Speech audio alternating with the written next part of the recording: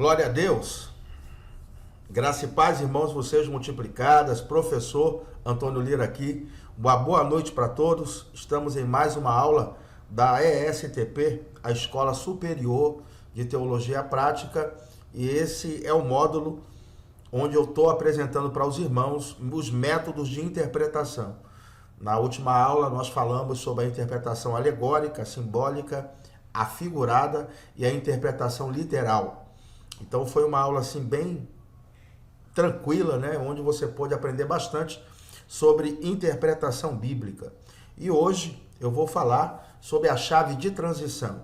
A chave de transição da antiga aliança para a nova aliança.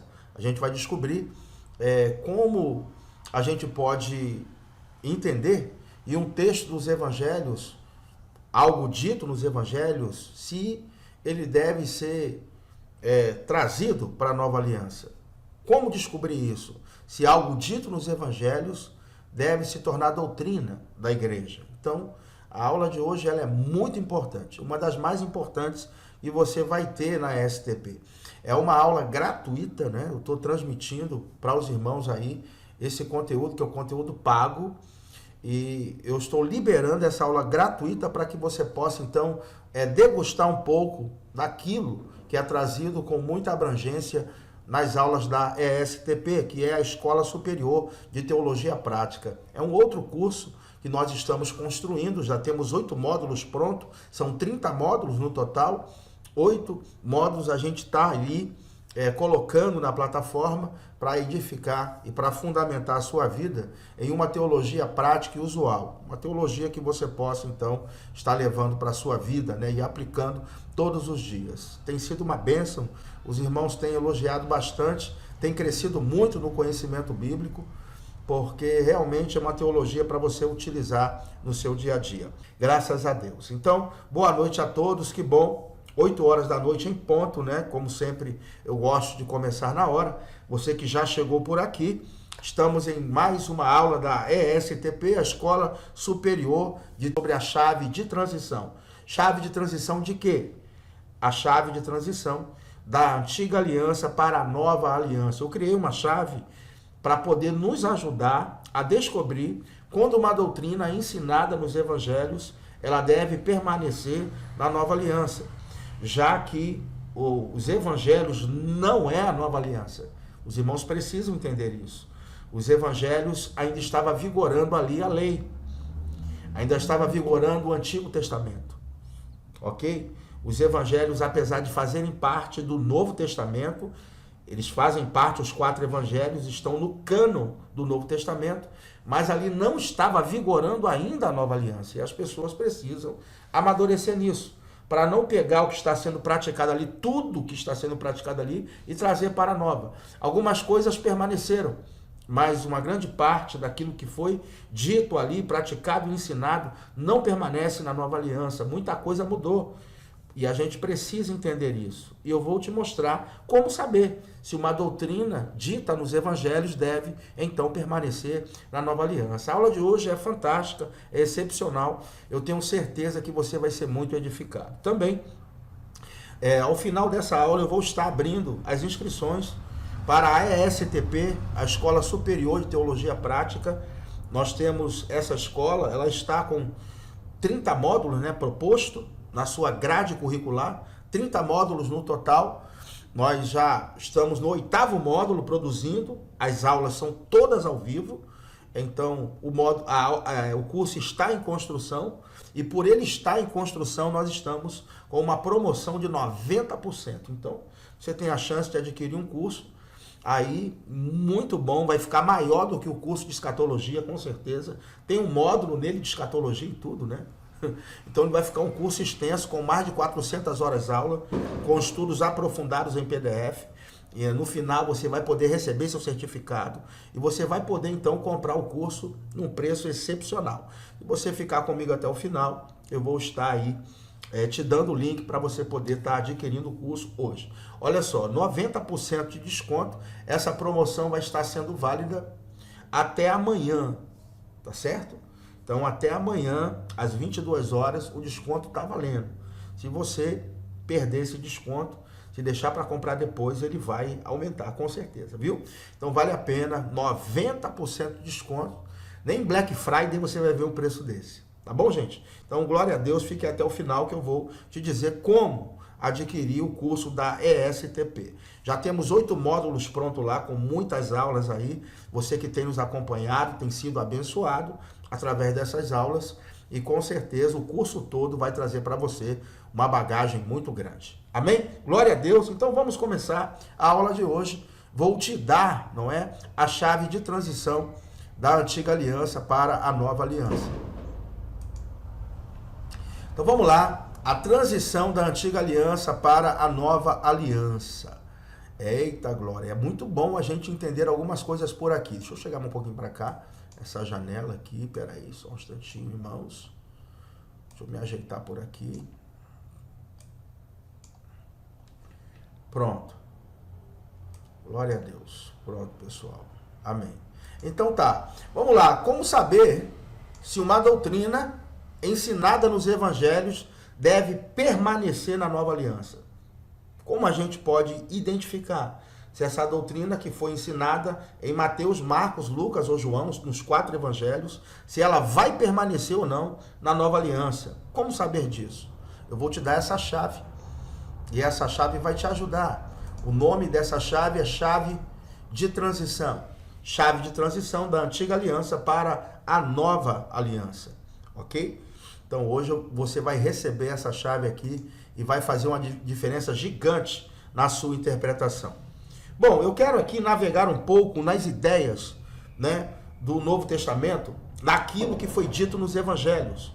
Qual era o comportamento de Jesus nos evangelhos? A gente vai entender muita coisa a partir de agora, tá bom? Olhando o comportamento que Jesus tinha ali nos evangelhos, algumas coisas que ele falou, a gente vai estar analisando e vendo qual era a visão que ele tinha. E você vai perceber que a visão de Jesus era uma visão de transição. Ele sabia que aquilo ali era transitório. Aquelas coisas, muitas coisas que vinham da lei de Moisés, que estavam sendo praticadas, aquilo era transitório. Irmãos, essa aula realmente é uma aula fantástica, viu? Você vai nadar de braçada aqui agora. Você vai aprender muito hoje. Isso vai fazer uma diferença gigante na sua vida e ministério, com certeza. Então vamos observar aqui o comportamento de Jesus. Como ele encarava essa transição da antiga aliança para a nova. Qual era o comportamento dele diante disso? Muita coisa que ele disse agora vai começar a fazer sentido para você. Vamos ler aqui Mateus 9, do 14 ao 17. Olha só. Vieram depois os discípulos de João e lhe perguntaram: por que jejuamos nós, os fariseus, muitas vezes, os teus discípulos não jejuam? Os discípulos de João perguntaram: por que nós jejuamos? Os fariseus jejuam. E por que os seus discípulos não jejuam? E Jesus respondeu: pode acaso estar triste os convidados para o casamento, enquanto o noivo está com eles? Dias virão, contudo, em que lhes será tirado o noivo, e nesses dias hão de jejuar. Observe que Jesus, ele não disse que os discípulos não iam nunca jejuar. Ele disse: um dia eles vão começar a jejuar, mostrando que o jejum é para a nova aliança, viu? Se você não tem a prática do jejum, pratique, porque é bênção. Continuando, aí ele vai dizer algo: ninguém põe remendo de pano novo em veste velha, porque o remendo tira a parte da veste e fica maior a rotura. Nem se põe vinho novo em odres velhos. Do contrário, rompem-se-lhe os odres, derramam-se o vinho e os odres se perdem. Mas se põe vinho novo em odres novos e ambos se conservam. Observe aqui que ele começa a fazer uma alusão a se colocar vinho novo em odre novo e remendo novo em veste nova. Ele está querendo dizer que o velho não é bom para se estabelecer coisa nova. Está entendendo? Ele está querendo mostrar com isso, com essa palavra que ele trouxe aqui, de que o que ele tinha era novo. Era muito novo. Não era um remendo. Era algo novo que ele estava estabelecendo. E ele tinha que encontrar pessoas dispostas a receber o que era novo. Ou seja, ele disse, tem muita gente aí com a mentalidade velha, vai preferir o velho porque entende que o velho é melhor, né? Quando você conversa com os mais velhos, eles falam assim, no nosso tempo é que era bom. Aí eles começam a dizer que o tempo deles era melhor, tudo deles era melhor, não é? Porque tudo que é novo assusta. E as pessoas muitas vezes não querem abrir mão do velho pelo novo, porque assume que o velho é melhor. Então Jesus está dizendo aqui, ó, não se põe vinho novo em odre velho, porque vai se romper. E não se põe remendo novo em veste velha. Ou seja, o que eu estou trazendo é novo. Não é nada igual ou comparado ao que está vigorando até aqui. Então por aqui você já percebe que o que Jesus tinha para trazer era algo novo e muito melhor e muito superior. Mas ele iria encontrar dificuldades para estabelecer essa novidade que ele estava trazendo. Porque o evangelho não é um remendo no judaísmo. O evangelho, ele não é algo que está imitando o judaísmo, não. O evangelho é algo diferente do judaísmo. Saiu do judaísmo, mas é algo novo e muito superior e muito melhor. Aí, a gente continuando vendo aqui o que é dito em Atos 3:22, agora Moisés avisou que algo novo iria chegar, que alguém iria trazer algo novo, e que quem não ouvisse o que esse alguém iria trazer, iria ser eliminado do povo. Olha só, Atos 3:22, disse na verdade Moisés, o Senhor Deus vos suscitará dentre vossos irmãos um profeta semelhante a mim. Olha só como é que Moisés foi metidinho aqui, né? Comparando Jesus a ele, né? Um profeta semelhante a mim. A ele ouvireis em tudo quanto vos disser. Olha só o alerta. Acontecerá que toda alma que não ouvir a esse profeta será exterminada do meio do povo. Então ele está dizendo, ó, vai se levantar um profeta semelhante a mim e toda alma que não ouvir esse profeta vai ser eliminada do povo. Ou seja, esse profeta iria trazer alguma coisa e se não desse ouvido ao que ele iria trazer, iria ser eliminado. Está aqui o versículo que comprova que os judeus, eles não estão salvos. Os judeus que não acreditaram no que o profeta trouxe, eles não estão salvos. Por quê? Porque a alma que não ouvisse esse profeta, Moisés disse que seria eliminada do povo. E de fato é. O que Jesus trouxe é novo, você precisa crer nele para encontrar a salvação. Se não crê em Jesus, não consegue encontrar a salvação. Os rituais da lei não poderiam salvar os judeus, porque não está vigorando a lei, está vigorando a graça. Então é preciso acreditar naquilo que o profeta trouxe. É duro, mas é verdade. Onde você vai encontrar Paulo tendo a mesma ideia em Romanos 11, quando ele fala que nós que éramos oliveira brava, gentios, fomos enxertados na oliveira verdadeira. E os ramos naturais, que são os judeus, foram cortados. Foram cortados, o texto lá diz, pela sua incredulidade, porque não creram naquilo que o profeta trouxe. O profeta aqui em questão que Moisés está falando é Jesus. Estou citando aqui Atos 3:22. Essa profecia foi dada em Deuteronômio capítulo 18. Depois você pode dar uma olhada lá. Deuteronômio 18. Moisés disse isso lá. E Pedro está repetindo aqui, mostrando que para ser salvo hoje, só acreditando no sacrifício de Jesus. Amém, irmãos? Olha só. Então Moisés anuncia que iria ter mudança. Alguém iria trazer mudança. E essa pessoa é Cristo. Eu quero te mostrar que Jesus, ele começou a fazer algumas mudanças. Ali no Sermão da Montanha. Ele começou a mudar alguns textos do Antigo Testamento. Algumas coisas que foram ditas na lei, Jesus começou a mudar. Ele já começou a legislar enquanto ele estava ali. Vamos ver aqui algumas mudanças que ele trouxe? Olha só. Ouviste o que foi dito aos antigos? Foi dito onde? Foi dito no Antigo Testamento. Foi dito na lei.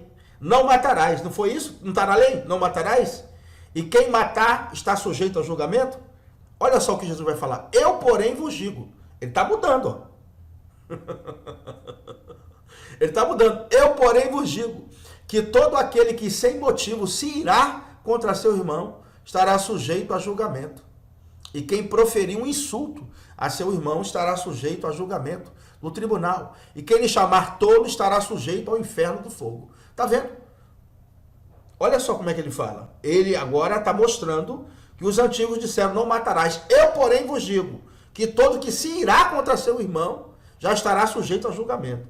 Porque na nova aliança, a coisa acontece na intenção. Lá no Antigo Testamento era o ato em si, o matar.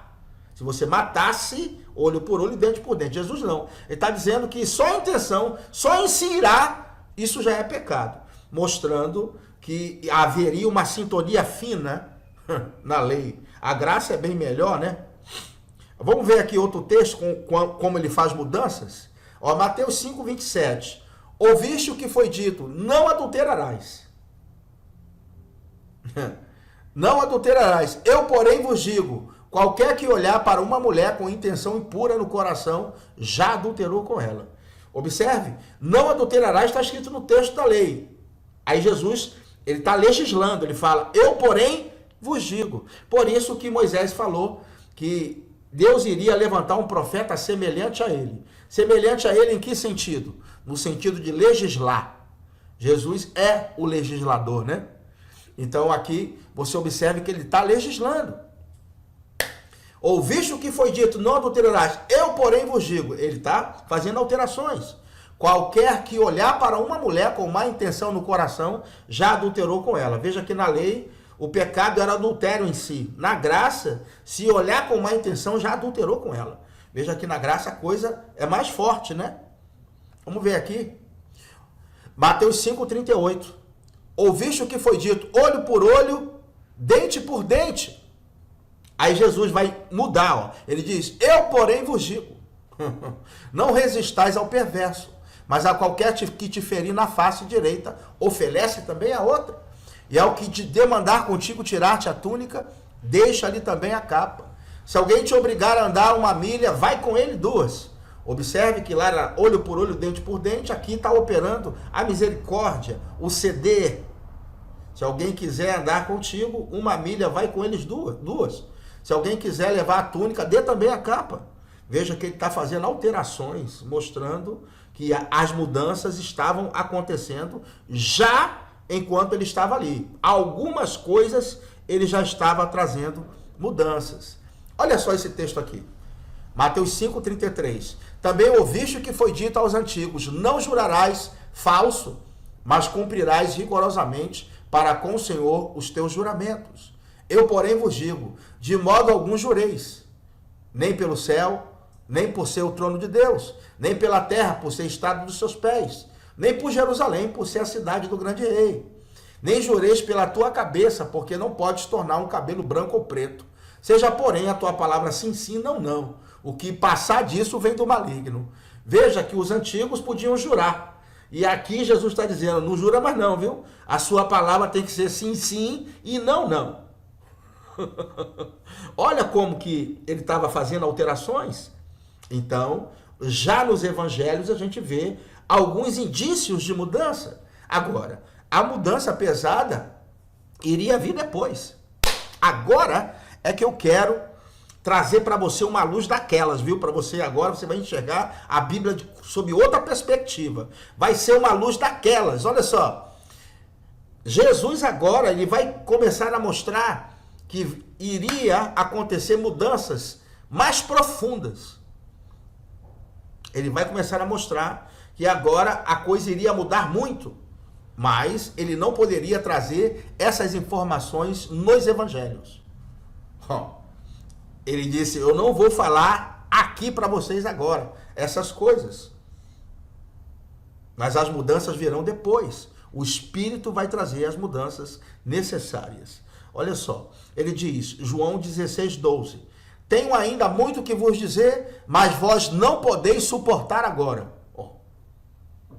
Quando vier, porém, o Espírito da verdade, ele vos guiará a toda a verdade, porque não falará por si mesmo, mas dirá tudo o que tiver ouvido e vos anunciará as coisas que hão de vir, e me glorificará, porque há de receber do que é meu e vou-lo-á de anunciar. Veja que Jesus disse, olha, eu tenho muita coisa para dizer a vocês, mas eu não posso dizer porque vocês não vão suportar agora. É mais ou menos como se você tivesse que falar sobre atividade sexual para uma criança de 4, 5 anos.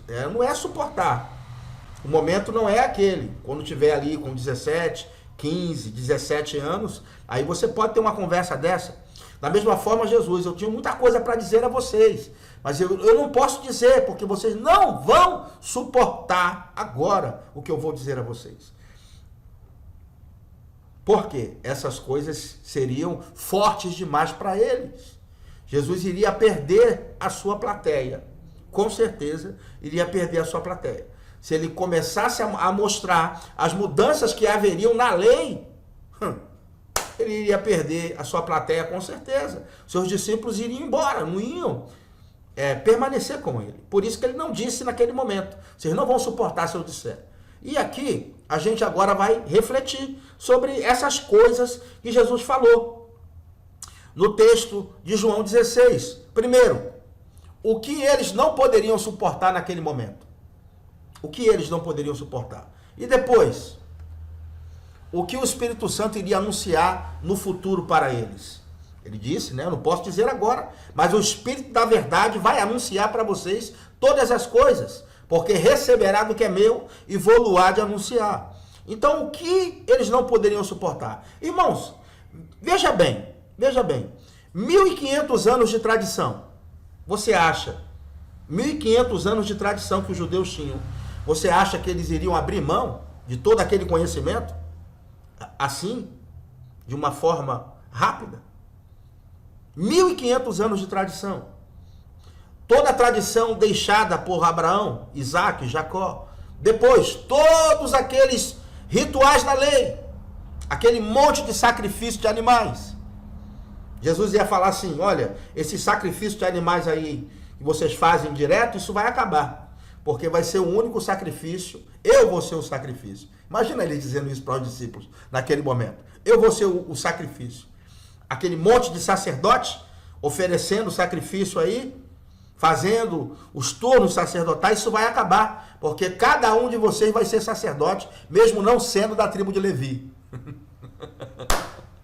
Imagina ele dando essa informação.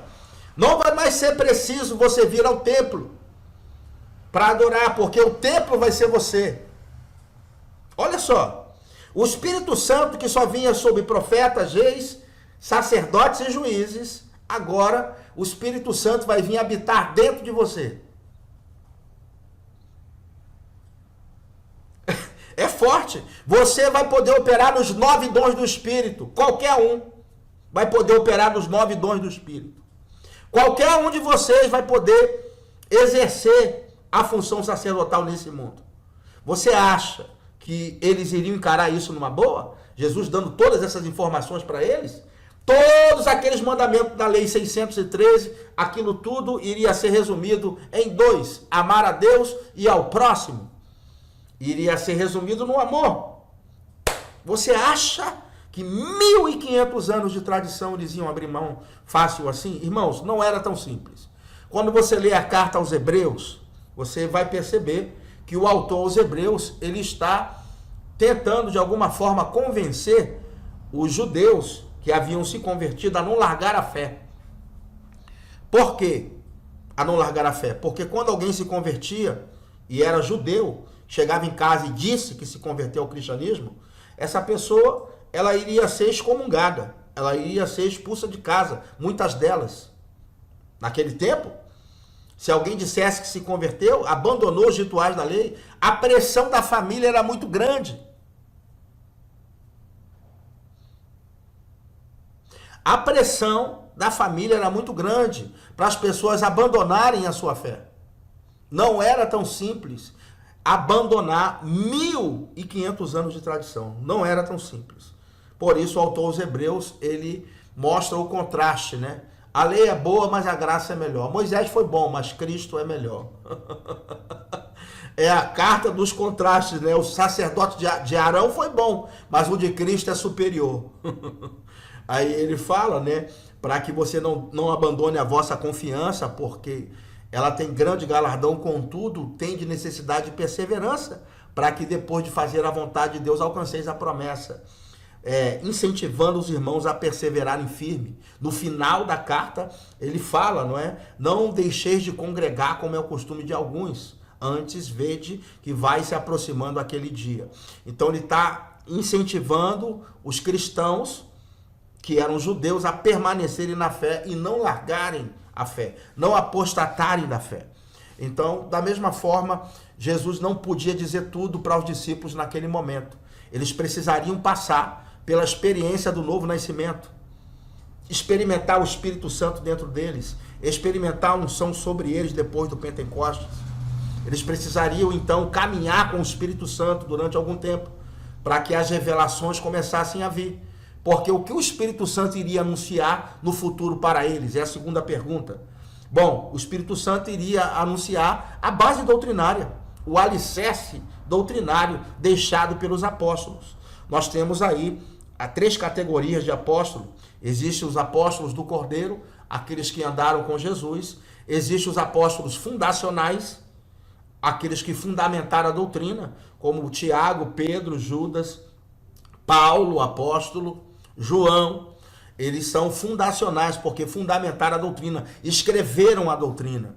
E tem os apóstolos não fundacionais, que são aqueles outros apóstolos que a gente tinha naquela época e tem até hoje, né? O ministério apostólico, ele continua. Na STP você vai ter uma aula não, um módulo todo falando sobre os dons ministeriais. Então, queridos irmãos, é importante você entender que as mudanças que viriam seriam o alicerce da nossa fé, a base da nossa fé. Jesus não falou tudo para eles, não falou nem 10%, não falou nem 5% daquilo que viria. E essas mudanças viriam de Atos dos Apóstolos para frente. Essas mudanças não estão nos evangelhos. Tudo bem, pessoal? Tranquilo? Então vamos em frente. Então, os evangelhos são a transição entre a velha aliança e a nova. Tenha cuidado. Os evangelhos não é nova aliança. Embora os 4 evangelhos façam parte do cânon do Novo Testamento, mas a nova aliança não estava vigorando ainda. Olha só, vou ler aqui com vocês Hebreus 8,13. Quando ele diz nova aliança, torna antiquada a primeira. Ora, aquilo que se torna antiquado e envelhecido está prestes a desaparecer. Mostrando que a primeira aliança ficou antiquada e precisava de uma nova. Então, como que alguém tem algo novo e prefere se agarrar a algo velho? Muita gente prefere se agarrar a algo velho, quando na verdade o que Cristo trouxe é novo e é bem melhor viver na graça do que na lei, com certeza. E o texto diz que estava prestes a desaparecer, mostrando então que aqueles rudimentos da antiga aliança iria se dissolver para dar lugar à nova aliança. Então tem que tomar cuidado, porque os evangelhos não é a nova aliança em vigor. Jesus era um judeu, os discípulos judeus vivendo debaixo da lei ainda. João Batista foi o último profeta da antiga aliança.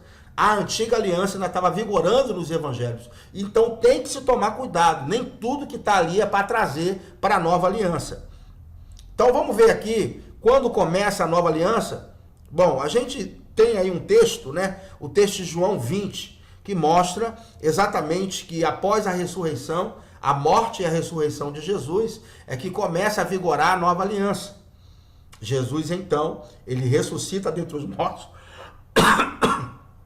sobe no tabernáculo verdadeiro, que é no céu, asperge o sangue dele lá, depois ele desce para pregar os espíritos em prisão.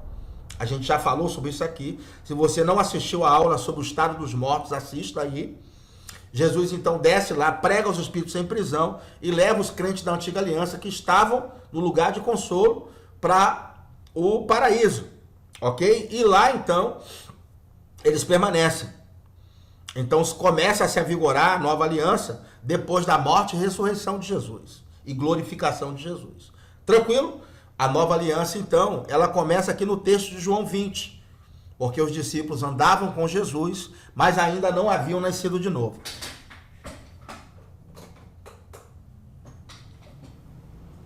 Tive que ligar o ventilador aqui, que estava um calorzinho, né? Então os discípulos ainda não haviam nascido de novo ainda. Precisavam nascer de novo. o sangue de Cristo foi derramado e após a sua morte, ressurreição e glorificação em João 20, então eles nascem de novo. Vamos ver isso? João 20, 19. Ao cair da tarde daquele dia, o primeiro da semana, trancadas as portas da casa onde estavam os discípulos com medo dos judeus, veio Jesus, pôs-se no meio e disse-lhes: Paz seja convosco. E dizendo isso, lhes mostrou as mãos e o lado. Alegraram-se, portanto, os discípulos ao verem o Senhor. Disse-lhes, pois, Jesus outra vez: Paz seja convosco. Assim como o Pai me enviou, eu também vos envio. E havendo dito isso, soprou sobre eles e disse-lhes: Recebei o Espírito Santo.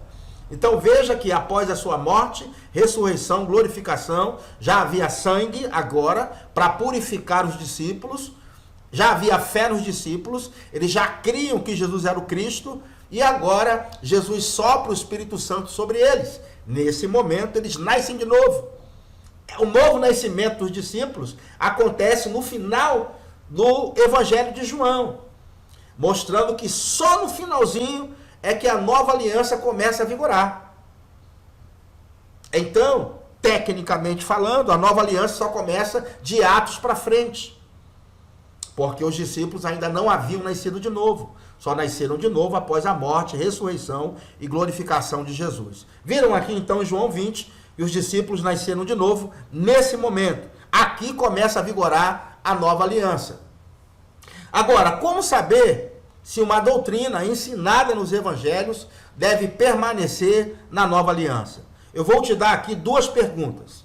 Você vai fazer duas perguntas, tá certo? Com essas duas perguntas, você então vai saber se uma doutrina deve permanecer na nova aliança ou não. Uma doutrina ensinada nos evangelhos. Então essa é a chave de transição. Essa chave é dada quando você faz essas duas perguntas, aplica essas duas perguntas ao texto. Então vamos ver aqui qual é a primeira pergunta. Primeira pergunta: foi dito nos evangelhos o que foi dito antes ou depois da crucificação, ressurreição e glorificação de Jesus? Se foi dito antes da ressurreição, glorificação de Cristo, então você deve ficar de antena ligada, que talvez essa doutrina não deva permanecer na nova aliança. Essa primeira pergunta é só um alerta. Se foi dito aquilo antes da morte e ressurreição de Jesus, então a nova aliança não estava em vigor ainda. Então você deve ficar ligado. Ainda não reprova, viu? Agora a próxima pergunta é determinante. Ela é responsável por eliminar as doutrinas erradas. Vamos ver? A outra pergunta, a determinante, é essa aqui, ó. O que foi dito, foi ensinado e praticado pelos apóstolos do livro de Atos para frente? O que foi dito nos evangelhos foi ensinado, praticado pelos apóstolos de Atos para frente? Porque a nova aliança, tecnicamente falando, só começa de Atos para frente. Em João 20, ali no final, eles recebem o Espírito Santo, mas o pontapé inicial mesmo é depois do Pentecostes. A gente sabe disso. Então, com essas duas perguntas, a gente avalia se uma doutrina ensinada nos evangelhos deve permanecer ou não na nova aliança. Primeira pergunta: foi dito antes ou depois da crucificação e ressurreição e glorificação de Jesus? Se foi antes, então a gente já fica de antena ligada. Se foi depois, aí a gente vai avaliar com a segunda pergunta. Se foi antes, a gente também vai avaliar com a segunda pergunta, porque a segunda pergunta é que é determinante. A segunda pergunta: o que foi dito, foi ensinado e praticado pelos apóstolos do livro de Atos para frente? Se foi, deve permanecer. Se não foi ensinada a doutrina, ela não é válida na nova aliança. Amém? Então vamos analisar duas doutrinas aqui.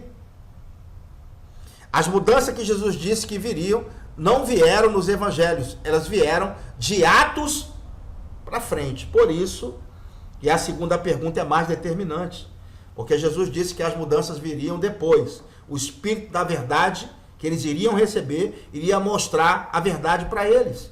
A maioria das doutrinas do Novo Testamento foi o Espírito que revelou aos apóstolos, para que eles pudessem colocar ali nos livros, não é? Que você lê hoje em dia.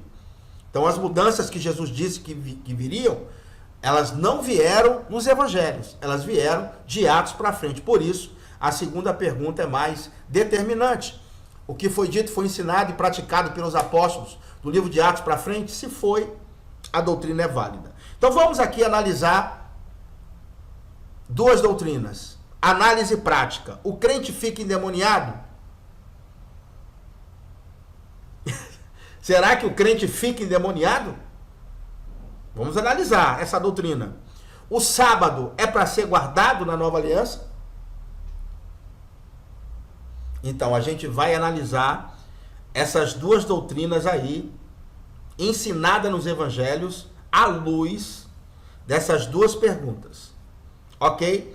Vamos para a primeira doutrina. O crente fica endemoniado?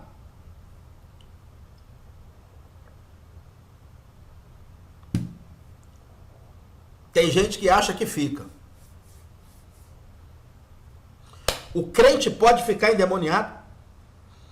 Vamos responder de acordo com as perguntas. O texto utilizado para afirmar que o crente fica endemoniado é esse aqui, ó. Quando o espírito imundo sai do homem, anda por lugares áridos, procurando repouso, porém não encontra. Por isso diz, voltarei para minha casa, de onde saí. E tendo voltado, encontra vazia, varrida e ornamentada. Então vai e leva consigo outros 7 espíritos piores do que ele, e entrando habitam ali. E o último estado daquele homem torna-se pior do que o primeiro. Então veja que se usa esse texto aqui para defender que um crente pode ficar endemoniado. Então vamos submeter esse texto às duas perguntas? Vamos submeter para ver se passa? Primeira pergunta: o que foi dito? Esse texto foi dito antes ou depois da crucificação, ressurreição e glorificação de Jesus? Antes ou depois? Foi dito o quê? Antes. Nós estamos em Mateus 12. Jesus é crucificado depois do capítulo 20. Então, a gente já fica de antena em pé, que essa doutrina talvez não passe. Tá certo? Vamos então para a segunda pergunta. A segunda pergunta: essa doutrina foi ensinada e praticada de Atos para frente? Você vê isso aqui sendo ensinado de Atos dos Apóstolos para frente, nas epístolas de Paulo, nas cartas de João, nas cartas de Pedro, na carta de Tiago? Você vê sendo ensinado de Atos para frente essa doutrina? A gente não vê ninguém ensinando isso aqui, não. Então veja que essa doutrina aqui, ela não passa no crivo dessas duas perguntas. A gente não vê isso sendo ensinado de Atos para frente. Então, automaticamente, essa doutrina, ela não pode vigorar na nova aliança. Agora, dito isso, vamos interpretar o texto, tá certo? Vamos interpretar o texto à luz da nova aliança.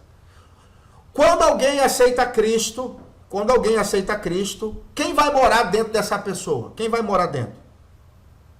O Espírito Santo, né? A pessoa nasce de novo, o Espírito é recriado e o Espírito Santo vem habitar dentro.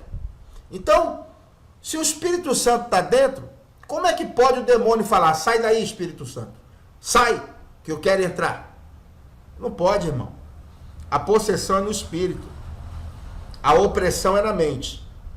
O crente pode ser oprimido, opresso, mas ele não pode ficar endemoniado. Não pode por quê? O Espírito está dentro.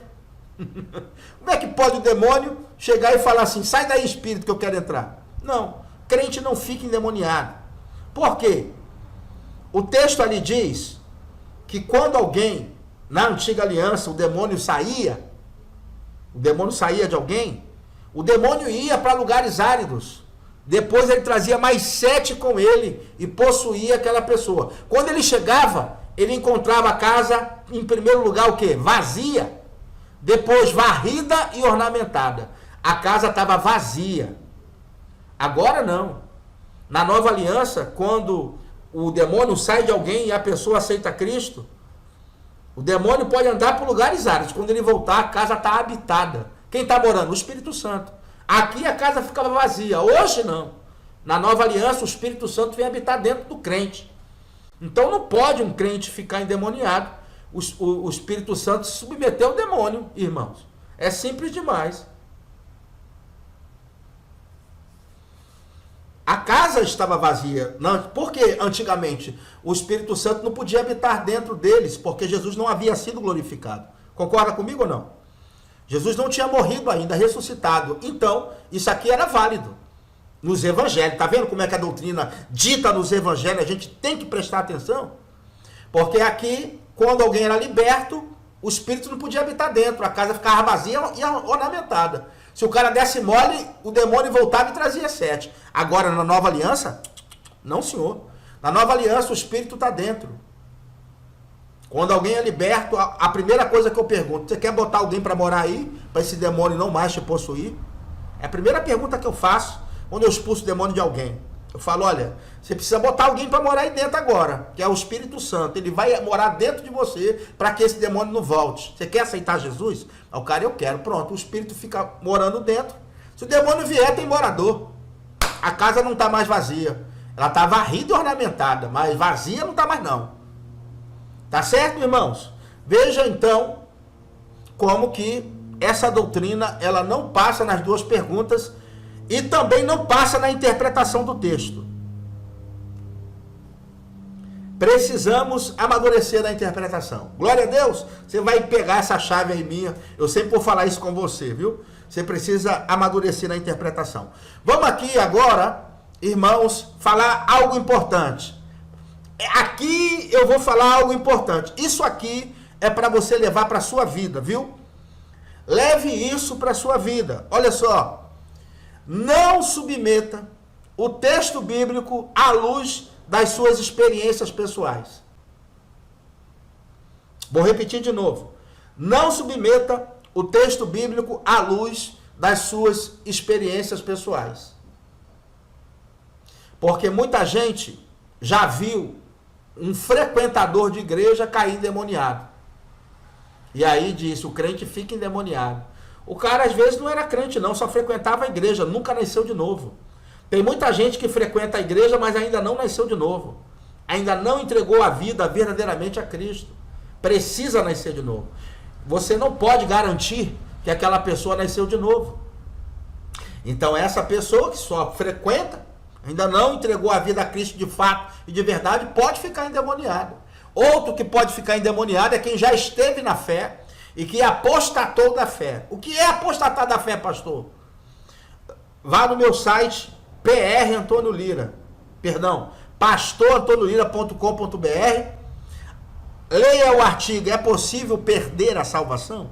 Leia lá, o artigo, é possível perder a salvação? Eu não vou explicar isso aqui, porque senão vai demorar umas 2 horas para eu voltar de novo. Mas se o cara apostatar da fé, também. Quando o cara apostata da fé, o espírito sai dele, né? Aí o demônio pode, então, se apossar daquela figura, daquela pessoa. Mas até então, não pode. Amém? Então, não submeta o texto bíblico à luz da sua experiência. Eu vi fulano de tal falou, eu li isso num livro. Eu prefiro a Bíblia, viu, irmão? Eu não posso ficar submetendo a Bíblia às experiências pessoais. As pessoas têm suas visões, suas revelações, suas experiências. Ao invés de submeter tudo isso ao texto bíblico, quer colocar o texto bíblico de joelho diante das suas experiências. Está errado. Devemos analisar as nossas experiências à luz da Bíblia. E à luz da Bíblia o crente não fica endemoniado. Tá certo? À luz da Bíblia não fica. As suas experiências é contigo, viu? O que o texto bíblico está dizendo aqui, que a gente analisou, é que essa doutrina não passa na nova aliança, porque o Espírito está habitando dentro do crente. Então o demônio não pode vir para possuir ele. Então o crente não fica endemoniado. Crente nascido de novo, não fica não. Ele pode ficar opresso, que a opressão é na mente e a possessão é no Espírito. Glória a Deus! Podemos passar para a próxima lata de minhoca? Vamos abrir então a próxima lata de minhoca. Devemos guardar o sábado na nova aliança? Agora que era bom de encerrar a live, né? Vocês iam ficar tudo assim. Não, pastor, de encerra não. Agora que era boa de encerrar a live, né? Se eu encerrar a live agora, vocês não iam nem dormir direito. Querendo saber a resposta. Essa aqui é uma lata de minhoca daquelas. Vai dar um trabalhinho pra gente fechar, mas a gente fecha, viu? Glória a Deus! Oh, Jesus, vamos lá. Devemos guardar o sábado na nova aliança? Vamos aos textos nos evangelhos. Por quê? Quem defende a guarda do sábado, lê esses textos aqui que eu vou ler para os irmãos, tá certo? Eu vou ler um monte de texto aqui e a gente vai analisar. Vamos fazer as duas perguntas, tá certo? E vamos então analisar. Tranquilo, pessoal? Aquelas duas perguntazinhas para saber se um texto dito nos evangelhos, uma doutrina ensinada, deve permanecer na nova aliança ou não. Será que a doutrina do sábado permanece na nova aliança? Vamos aos textos? Primeiro, Lucas 4,16. Indo para Nazaré, onde fora criado, entrou no sábado na sinagoga, segundo o seu costume, e levantou-se para ler. Veja que Jesus chegou na sinagoga no dia de sábado, segundo o seu costume. Tá certo. Tá certo. Jesus era judeu. A lei estava vigorando, ele tinha que guardar o sábado. Tá certo, irmão. Tá certo. Jesus tinha que guardar, a lei estava vigorando ainda. Ele não tinha morrido e ressuscitado ainda. A graça não estava vigorando, era a lei. Veja, aí se usa esse texto aí para poder justificar a guarda do sábado. Pergunta número 1. Foi dito antes ou depois da crucificação e ressurreição de Jesus? Foi dito antes ou depois da morte, ressurreição e glorificação de Cristo? Foi dito antes. Isso é Lucas 4,16. Jesus ainda não tinha morrido, então a nova aliança não estava vigorando. É um texto para a gente ficar de antena em pé. Não é? Próximo texto. Então se retiraram para pregar aromas e bálsamos, e no sábado descansaram segundo o mandamento. Veja que as mulheres que foram ao sepulcro aromatizar o corpo de Jesus, no sábado, elas descansaram segundo o mandamento. Tá certo. Ainda estava valendo a antiga aliança. Jesus não havia morrido e ressuscitado ainda.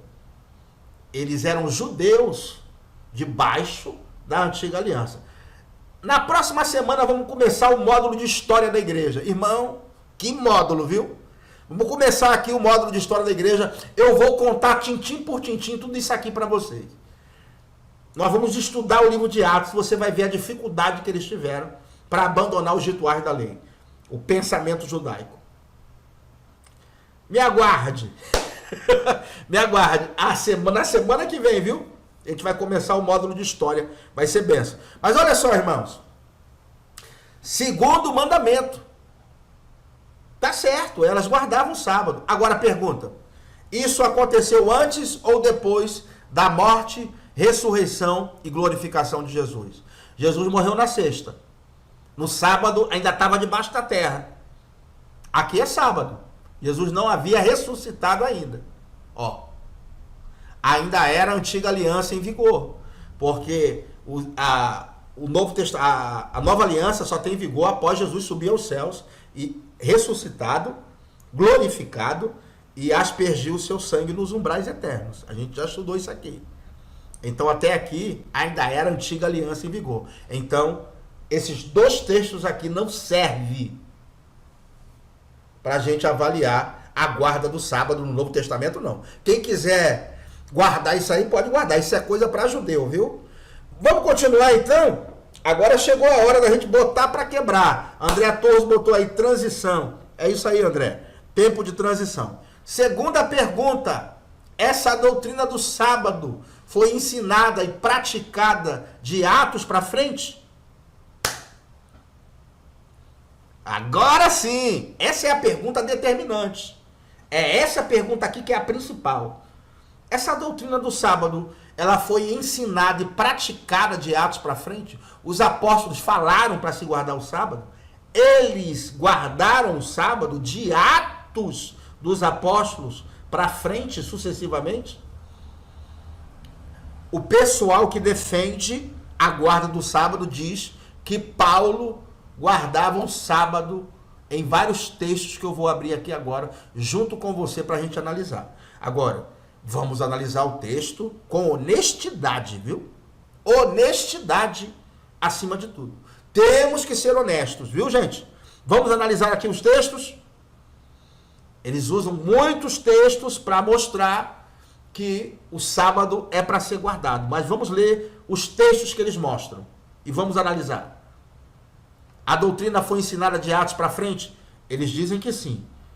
Usa esse texto aqui, ó, Atos 13, 14.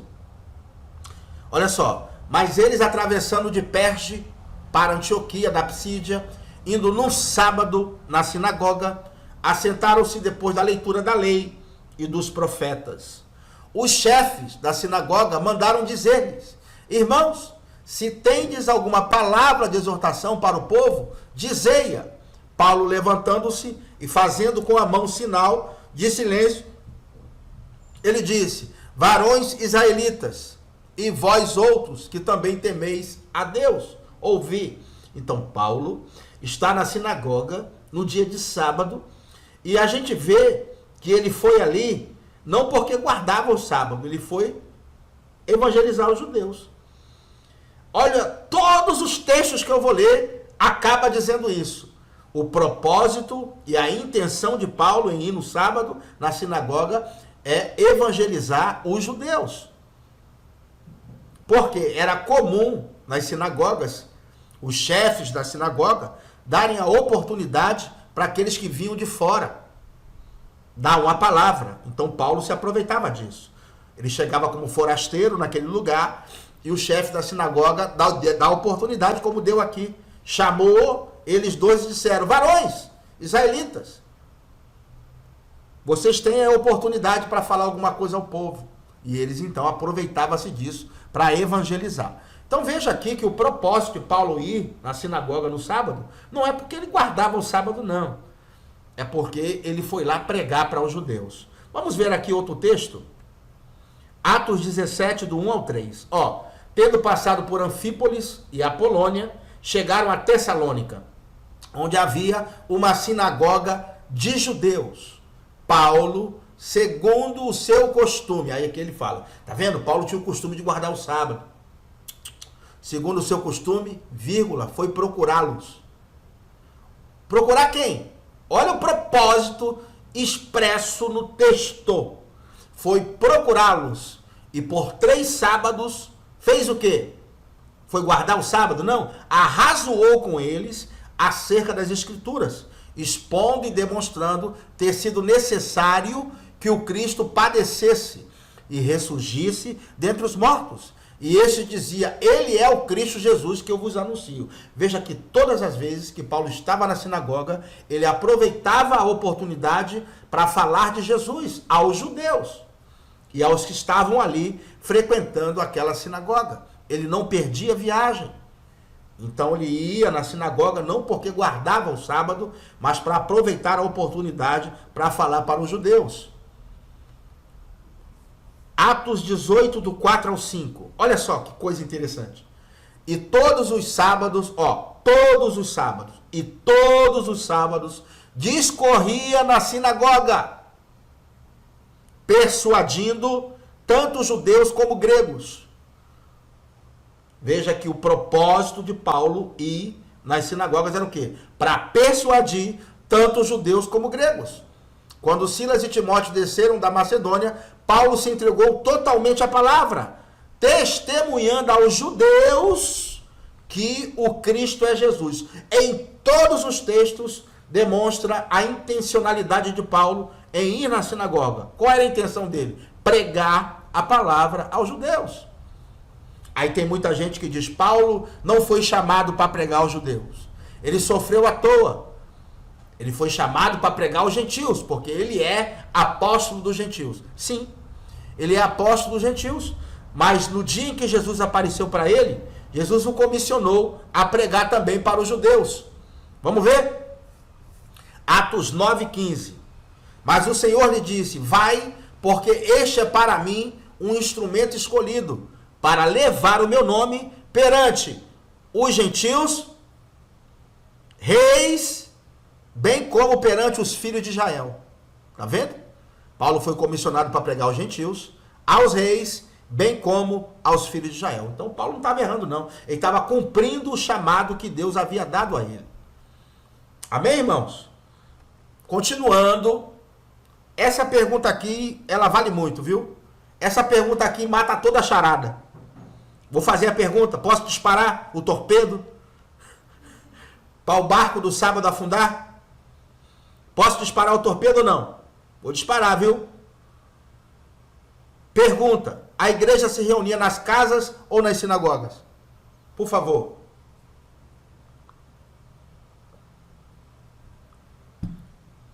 A igreja se reunia nas casas ou na sinagoga? A igreja se reunia nas casas. Se Paulo fosse guardar o sábado, ele tinha que ir nas casas, né? Onde a igreja estava reunida, junto com os irmãos guardando o sábado. Ele não ia na sinagoga. A igreja do Senhor se reunia nas casas. Se Paulo guardasse o sábado, ele estava indo nas sinagogas, nas casas onde a igreja estava reunida. Mas por que ele estava indo nas sinagogas?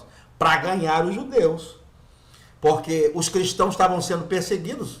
Ia fazer o que na sinagoga? É massa essa, né, irmãos? Essa acaba. Se a igreja se reunia nas casas, Paulo guardava o sábado, não era para ele estar na sinagoga. Era para ele estar nas casas guardando o sábado junto com os irmãos. E por que ele ia na sinagoga? Claro, em todos os textos mostra que ele estava indo para ganhar os judeus. Em todos os, sem exceção, todos os textos de Atos mostram isso. Se a igreja então se reunia nas casas, Paulo deveria ir para as casas, guardar o sábado com a igreja. Mas ele estava indo na sinagoga no sábado, porque os judeus estavam lá. E ele aproveitava para falar de Jesus para os judeus, conforme mostrou todos os textos. Glória a Deus, irmãos. Então, Paulo estava fazendo o que na sinagoga? Sendo perseguido à toa? De graça? Era para ele estar indo nas casas, né? Ele estava indo lá para pregar mesmo, por amor aos judeus, por vocação.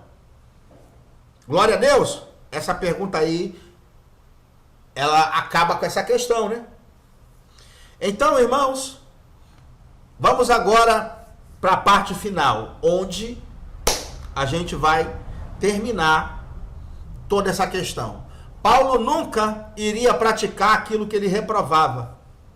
E em vários textos no Novo Testamento, nas suas cartas, Paulo falou contra guardar o sábado. Em várias passagens, ele falou contra guardar o sábado. Ele jamais iria praticar aquilo que ele mesmo reprovava. Vamos ver? Começar por aqui. Colossenses 2, ele diz: ninguém, pois, vos julgue por causa da comida e bebida, ou dia de festa, ou lua nova, ou o quê? Sábados. Porque tudo isso tem sido sombra das coisas que haviam de vir. Porém, o corpo é de Cristo. Sábados aqui, no plural, porque tem 3 tipos de sábado. Vou te ensinar logo aqui para você aprender, viu? Ninguém vos julgue por sábados. São 3 tipos de sábado. Primeiro sábado, o 7º dia da semana. O pôr do sol de sexta-feira até o pôr do sol do sábado, o judeu não fazia obra nenhuma. Ok? O dia de sábado. Havia também o que a gente chama de ano sabático. O que é o ano sabático? O judeu podia plantar 6 anos, plantar na terra 6 anos, e no 7º ano ele tinha que deixar a terra descansar. Não poderia plantar nada. O que a terra desse, voluntariamente ele podia colher, mas ele não podia plantar no 7º ano. Isso também é um tipo de sábado chamado de ano sabático. E havia também 7 períodos de 7 anos sabáticos. 7 vezes 7 dá 49. Então, 7 períodos de descanso da terra, que é chamado ano sabático, 7 períodos de 7 anos de descanso da terra, 49, do 49º para o 50º ano, era proclamado o ano do jubileu, ou o ano aceitável do Senhor. Então, 7 períodos de 7 anos também é um sábado.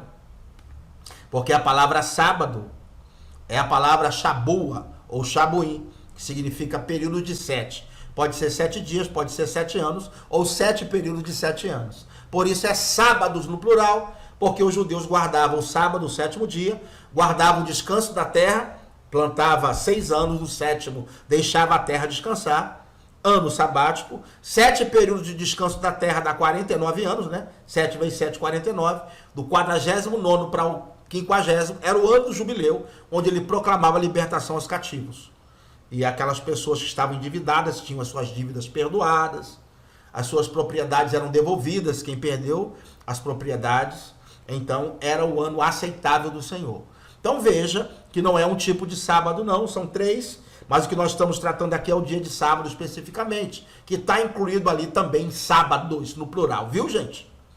Então ele está dizendo que ninguém deve julgar os crentes por causa de comida, ou bebida, ou de festa, ou lua nova. Todas essas coisas são rituais judaicos e sábados também. Significava dizer que os judeus, os convertidos, né, seja gentil ou judeu, que se convertia, ele estava sendo julgado pelos demais por não guardar o dia de festa, festa da lua nova e também os sábados.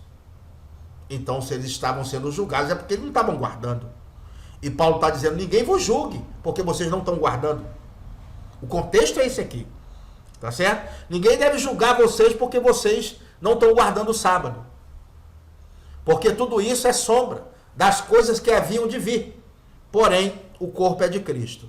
E essa palavra sombra aqui, a sombra é algo que antecede aquilo que é real, aquilo que viria, a realidade.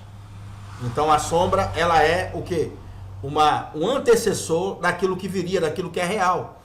E os estudiosos de escatologia, eles dizem que os 6 dias da criação, Deus fez o mundo em 6 dias, não foi?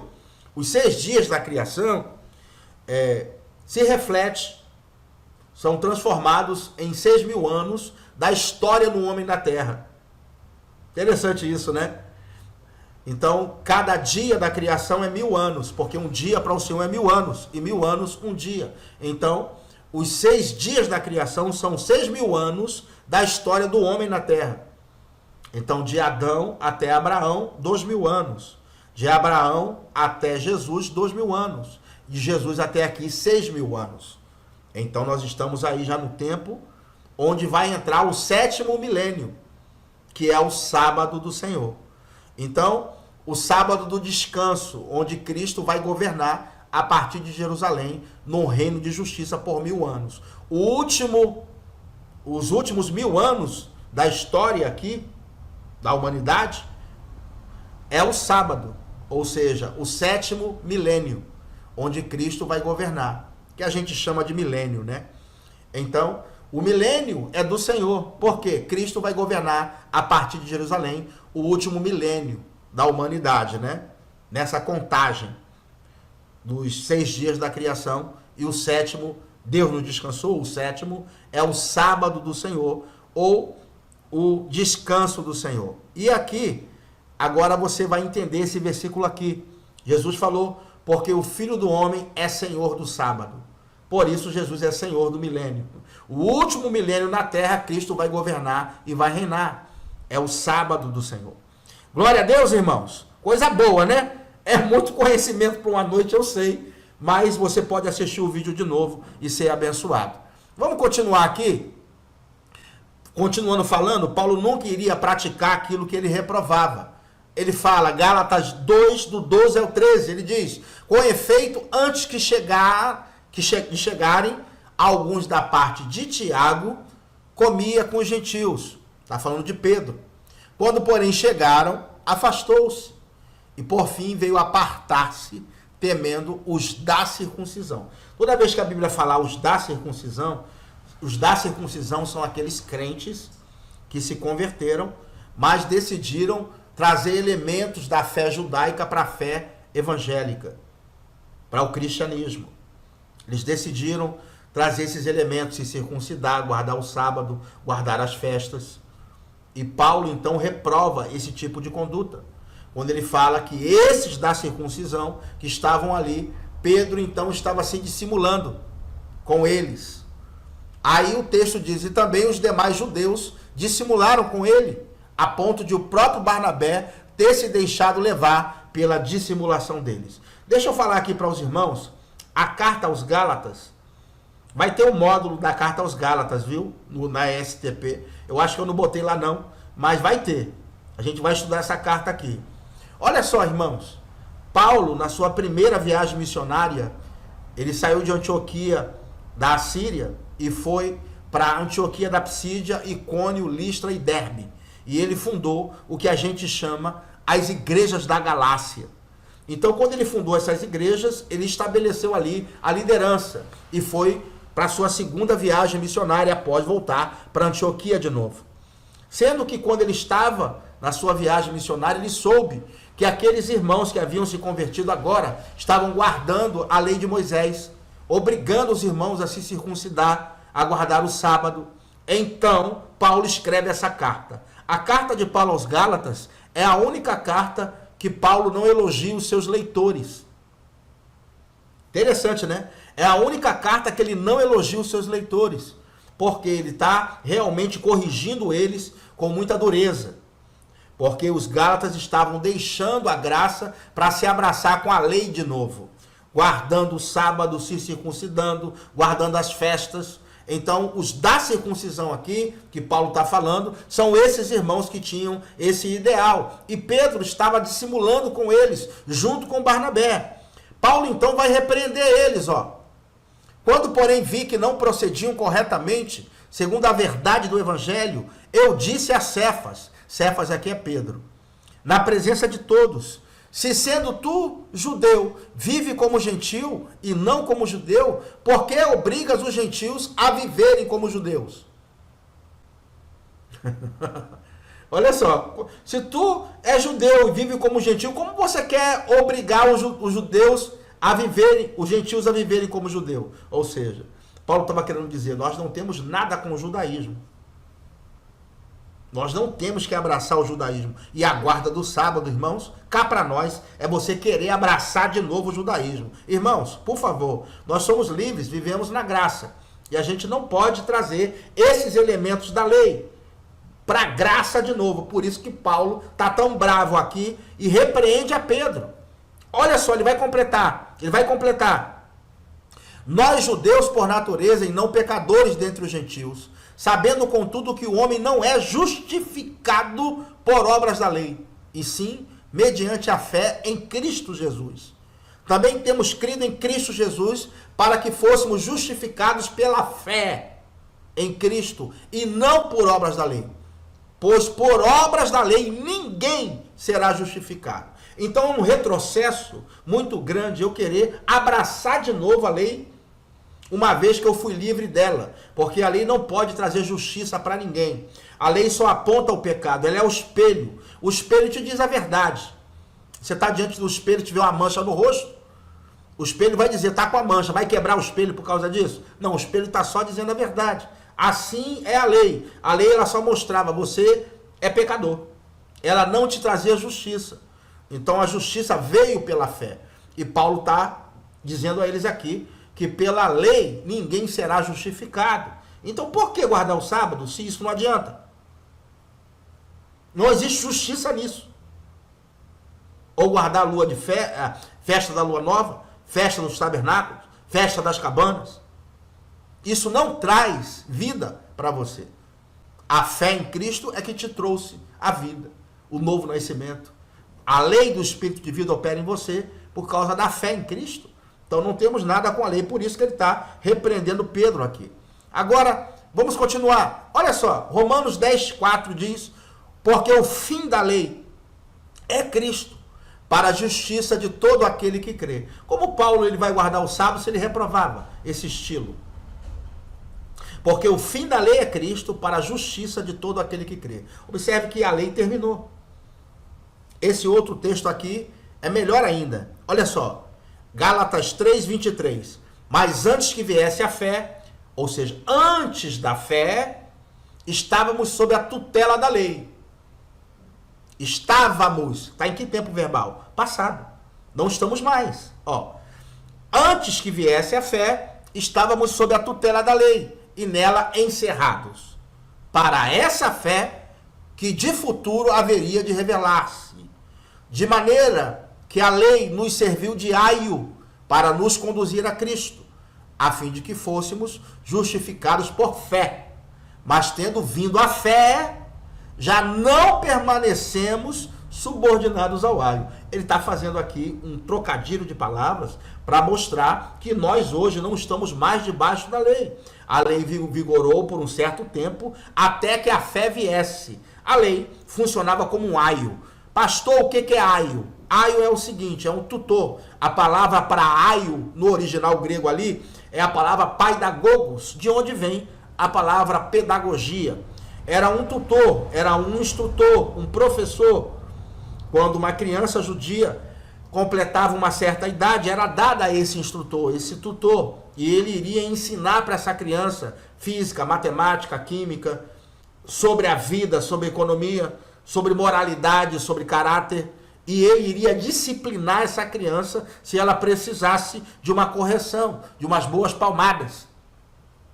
Depois que essa criança fazia a maioridade, ele entregava para os pais de novo. E uma vez que aquela criança já adulta foi entregue aos pais, já não está mais debaixo do aio. Ele já não tem mais nenhuma influência sobre aquela criança. Por isso Paulo está dizendo, porque chegou a fé, já não estamos mais debaixo do aio, porque a fé chegou. Aleluia! Não estamos mais debaixo de aio. Não temos mais nada com a lei. Ela teve um vigor um certo tempo. Mas já chegou a fé, irmãos. Somos justificados pela fé somente. Não importa o que você faça. A sua salvação está atrelada aos méritos de Cristo. Aquilo que Cristo fez por você. Amém? Por isso que Paulo não pode estar aqui aprovando a guarda do sábado se ele reprovava tudo isso. Seu comportamento nas suas cartas demonstram que ele não motivava ninguém a guardar o sábado, e não tem nenhum texto onde ele diz, guardai o sábado. Não tem. Em Atos capítulo 15, quando esses da circuncisão começaram a oprimir os gentios, querendo que os gentios guardassem a lei de Moisés para serem salvos, foi feito o primeiro concílio da igreja, que a gente chama Concílio de Jerusalém. A gente vai estudar isso na próxima semana, na aula de história da igreja, viu? Foi feito o primeiro concílio de Jerusalém. Nesse concílio, então, ficou decidido. Quem deu a palavra final, sabe que foi quem? Foi Tiago, que era o líder da igreja. Tiago disse, não devemos parecer bem ao Espírito Santo e a nós, não impor mais nenhum encargo sobre os gentios que se convertem, apenas recomendar a eles que se abstenham da imoralidade sexual, da prostituição, da carne e do sangue de animais sufocados. 4 coisas. Essas coisas farei bem se vos guardar delas. Ele apresenta 4 coisas. Eu não boto o sábado aqui para guardar. Mostrando que não era relevante nada do que aqueles caras estavam tentando fazer com que os gentios observassem. Sábado, festa, circuncisão. Senão Tiago tinha falado. Então sábado não foi colocado naquela lista. Por favor, olhemos todo o quadro e tiremos as nossas conclusões. Vamos então jogar a pá de cal? Olha só, irmãos. Isso aqui é a pá de cal, viu? Gálatas 4, do 8 ao 11. Olha só. Outrora, porém, não conhecendo a Deus, servis a deuses, que por natureza não são. Mas agora que conheceis a Deus, ou antes, sendo conhecidos por Deus, como estáis voltando outra vez aos rudimentos fracos e pobres. Agora, ele vai falar que o sábado é um rudimento fraco e pobre. Olha só, como voltais outra vez aos rudimentos fracos e pobres? Ele vai dizer quais são esses rudimentos. quereis ainda escravizar-vos, com os quais quereis ainda escravizar-vos. Mostrando que é escravidão, viu? Ele diz, guardai dias, e meses, e tempos, e anos. Receio de vós tenha eu trabalhado em vão para convosco. Ele fala, guardai dias, e meses, e tempos, e anos. Receio de vós tenha eu trabalhado em vão para convosco. Vamos ver o que é isso aqui? Rudimentos fracos e pobres. Ele chama isso tudo de rudimentos fracos e pobres. Guardai dias. O que são os dias? Os judeus guardavam o dia de sábado. Depois, guardai meses. Meses é o quê? No início de cada mês, eles faziam a festa da lua nova. Depois, tempos. Tempos é o quê? Festas anuais, como pães asmos, primícias, trombetas, tabernáculo e purim. Eram as festas fixas de Israel. Rudimentos fracos e pobres. Por último, guardai anos. O ano sabático e o jubileu, que eu já expliquei aqui para vocês. Então veja que Paulo aqui ele sentencia o sábado a um rudimento fraco e pobre, que só traz escravidão. Então ele dá aqui a última palavra, mostrando que não é para guardar o sábado. Ele nunca iria guardar e defender aquilo que ele condenava nas suas cartas. Então, irmãos, de acordo com aquelas duas perguntas que a gente fez,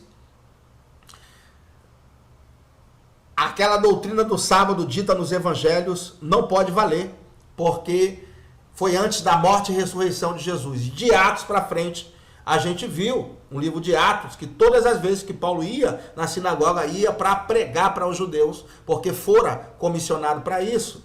E depois, Paulo não iria aprovar aquilo que ele condenou em todas essas passagens que nós estudamos aqui. Então, o sábado não é para ser guardado.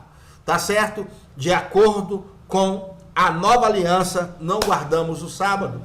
Quem guarda aí, respeito quem guarda, mas não tem base bíblica para dizer que é para guardar o sábado, viu? Glória a Deus, irmãos, que coisa boa, né? Esses slides aqui eu vou compartilhar com vocês. O PDF só para os alunos da ESTP. E por falar nisso, eu vou sair um pouco aqui de cena, eu vou para um outro slide aqui.